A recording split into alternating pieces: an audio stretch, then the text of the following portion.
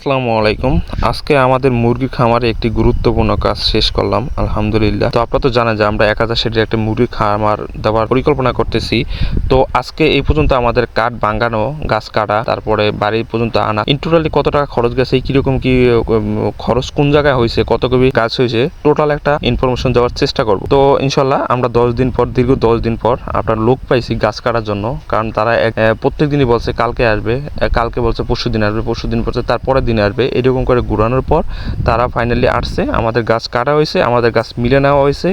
আজকে ইনশাল্লাহ গাছ ভাঙাবে। তো আমাদের টোটাল গাছ হয়েছে আপনার 95 কেবি আমাদের টোটাল গাছ। তো এই জায়গায় আমরা আপনাদেরকে শেয়ার করে রাখি, যারা আমাদের গাছগুলা আপনার গাছ তাদেরকে আমরা, তারা দুজন ছিল, দুজনের আমাদের 4 রোজ লাগছে। তাদের একজনের রোজ ছিল আপনার 1000 টাকা করে, তাদের দেওয়া লাগছে আপনার 4000 টাকা। আরেকটা কথা বলে রাখি, আমাদের গাছগুলো যাতে আমাদের নিজস্ব, তো সেই হিসাবে আমাদের ওই গাছ কাটার খরচটা আমাদের লাগে নাই। যদি আপনার আমাদের 95 কেবি গাছ হয়েছে, যদি আমাদের এই গাছগুলো কিনা লাগতো, যদি আমাদের 1 কেবি গাছ আপনার 250 টাকা অর্থাৎ 250 টাকা দিয়েও কিনা লাগতো, তাহলে অলমোস্ট আমাদের 23,000 টাকার মতন গাছ কিনতেই খরচ লাগতো। তো আলহামদুলিল্লাহ আমাদের যাতে নিজস্ব গাছ আছে সেই হিসাবে আমাদের এই খরচটা লাগে নাই।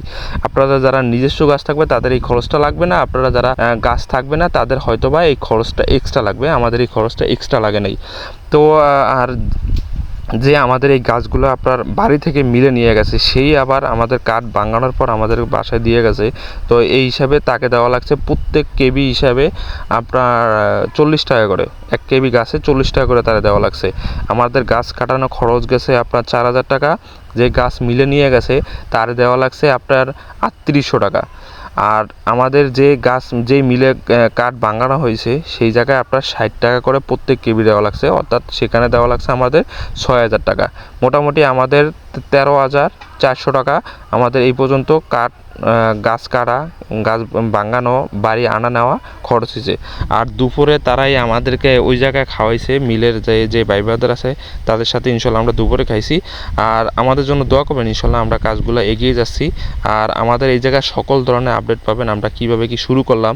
আপনারা যারা নতুন খামারি তারা আমাদের ভিডিও দেখলে ইনশাল্লাহ অনেক বেশি উপকৃত হবেন, আর আমাদের সাথেই থাকবেন। আমরা ইন টোটালি সব কিছু আপনাদেরকে দেখানোর চেষ্টা করব 1000 শেডের মুরগিতে কেমন কি খরচ হয়। সবাই ভালো থাকবেন। আসসালামু আলাইকুম।